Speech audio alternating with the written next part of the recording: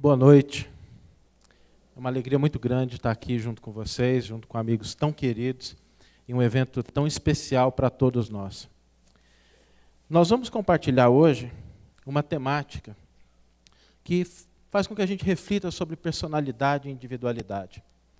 E eu queria comentar um pouco de uma experiência pessoal que nós tivemos na elaboração do projeto O Evangelho por Emmanuel, quando nós catalogamos as mensagens de Emmanuel acerca do Evangelho, do Novo Testamento, e sobre a monumental obra Paulo Estevão. Emmanuel produziu mais de 1.600 comentários sobre mais de 1.000 versículos do Novo Testamento, e quando a gente se debruça sobre esse material, e a equipe teve a oportunidade de fazer isso em primeira mão, a gente encontra aspectos preciosos, revelações, coisas que são realmente estonteantes para quem se debruça com mais profundidade sobre esses textos. Para que a gente tenha uma ideia, em um comentário publicado em 1959, Emmanuel, tratando de um versículo da Epístola aos Efésios, ele, quase de maneira despretensiosa, resolve todos os problemas que existem em termos de estudo bíblico acerca dessa epístola. É uma epístola sobre a qual existem muitas dúvidas sobre a autoria, sobre a data em que ela foi composta, inclusive sobre os destinatários. E Emmanuel, nesse comentário muito singelo, que a gente já deve ter lido milhares de vezes nas nossas casas espíritas, ele resolve todos esses problemas, afirmando de maneira muito incisiva. A epístola foi escrita em Roma, na primeira vez que Paulo estava preso, alguns dias depois do discurso do apóstolo perante César.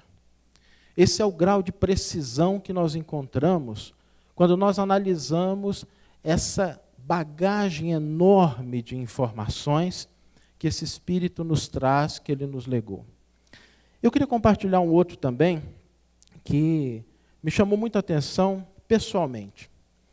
Nós temos no livro de Atos dos Apóstolos uma passagem interessante, quando Paulo e Silas estão presos em Filipe, e o texto de Atos diz que aconteceu um terremoto, as grades das celas se abriram, e os presos parece que iam fugir. Paulo obsta essa intenção, faz com que eles não fujam, e depois de algum tempo o carcereiro acorda, e quando ele percebe que as celas estão abertas, ele toma da espada e vai se matar, temendo a responsabilidade pela fuga dos presos. Paulo, então, fala para aquele homem que não cometesse ato, mostra que nenhum preso havia fugido, o carcereiro se ajoelha diante de Paulo, e a partir dali nós temos essa passagem que é normalmente chamada de a conversão do carcereiro. Algumas coisas chamam a atenção nessa passagem. Em primeiro lugar, eu acho que esse deve ter sido o sono mais profundo de toda a história bíblica, porque o carcereiro não acorda nem com terremoto. Em segundo lugar, é curioso porque ele se sente responsável, porque diante de um terremoto cujas proporções fizeram com que as celas se abrissem, é muito natural que a responsabilidade não fosse imputada a ele, já que uma fuga em massa não poderia ser obstada por um único indivíduo. Alguma coisa parece que não está muito bem encaixada, parece que faltam algumas pecinhas. Quando Emmanuel narra essa passagem no livro Paulo Estevão, ele primeiramente diz que em Filipos estava caindo uma tempestade enorme, uma grande tormenta. Paulo e Silas, presos, começam a orar. E aquela atitude dos dois apóstolos chama a atenção dos outros presos, que se aproximam pelas grades, tentando escutar um pouco mais do que diziam aqueles homens. Paulo percebe essa atenção e, aproveitando que caía a tempestade, ele se lembra de quando Jesus e os apóstolos estavam numa barca, cruzando o mar da Galileia, cai uma tempestade, os apóstolos se desesperam, Jesus dormia tranquilamente, eles vão acordar Jesus assustados, temendo que o barco naufragasse. Enquanto Paulo fala dessa passagem, dessa narrativa, Emmanuel relata que algo extraordinário acontece. As portas das celas se abrem milagrosamente, num fenômeno mediúnico. Os presos vão para fora e Paulo chama a atenção deles para que não fugissem. Porque aqueles que se julgassem culpados, que agradecessem a oportunidade da corrigenda. E os que se julgassem inocentes dessem expansão ao regozijo, se sentissem mais felizes, porque só o sacrifício do justo pode redimir o mundo. Aquela argumentação contém a intenção de fuga, e Paulo continua falando do Evangelho. Algum tempo depois, o carcereiro acorda e vê as celas vazias, tenta se matar, Paulo interrompe, e a história segue normalmente. Há um aspecto que nos chama a atenção quando nós olhamos os primeiros versículos dessa passagem, porque todas as traduções bíblicas, em português, todas elas, trazem o relato de um terremoto. Mas Emmanuel fala em uma tempestade. Algo parece que deu errado. Será que Emmanuel errou?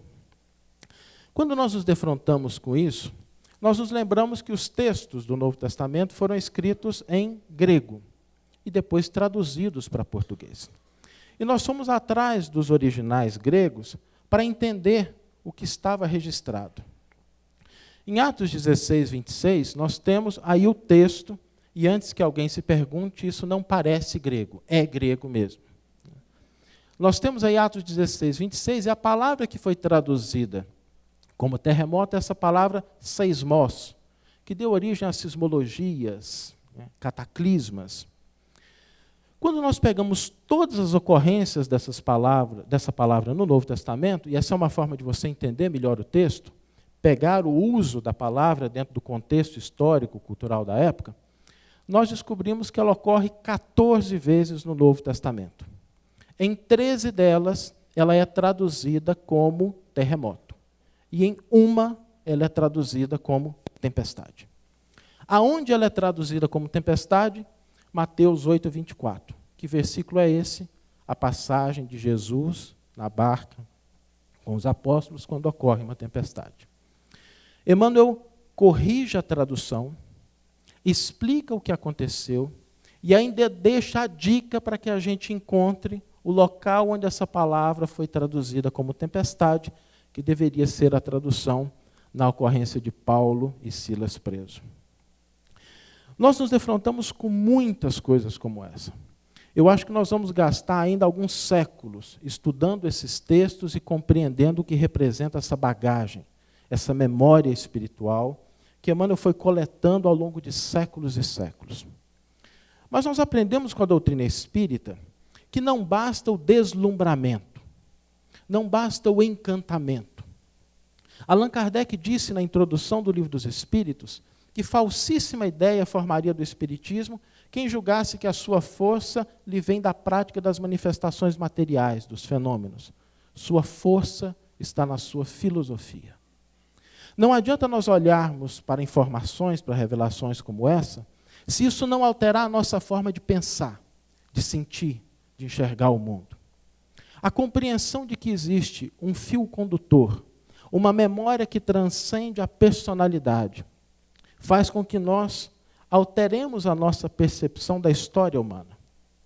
A história humana é um conjunto de elos conectados por uma sociologia, por uma economia, por uma política, mas também por um ser imortal, por um espírito, por um conjunto de espíritos que, através de séculos e séculos, vão buscando o aprendizado a partir das experiências humanas. Todos nós que estamos aqui hoje temos essa herança, esse patrimônio, para muito além daquilo que caracteriza a nossa personalidade. Quando nós falamos em personalidade, essa personalidade ela é construída pelas nossas experiências, pelas nossas interações, pelas nossas relações, pelas nossas memórias. Define, de certa forma, como nós agimos diante de determinada circunstância. Mas, junto com essa personalidade, existe uma individualidade, cuja dimensão é muito mais ampla do que nós podemos imaginar. Isso significa mudar a maneira com que nós olhamos para nós mesmos. Nós alterarmos a nossa maneira de enxergar os acontecimentos para começarmos a perceber, para além das experiências, a mensagem de cada coisa que acontece em nossa vida, de cada encontro, de cada acontecimento. O que interessa para a personalidade, às vezes, é o conjunto de experiências pelas quais ela passa. Mas o que interessa à individualidade é a mensagem por trás de cada experiência. É por isso que é tão importante aprender a ler essas mensagens. Por isso existem espíritos que reencarnam 1, 2, 3, 4 vezes, vivendo as mesmas experiências no âmbito da personalidade, porque ainda não conseguiram dar o salto necessário para o aprendizado da individualidade. Vão vivendo as experiências, repetindo, até que um dia, para usar uma expressão da minha geração, a ficha cai e a pessoa descobre que ela é mais do que uma personalidade.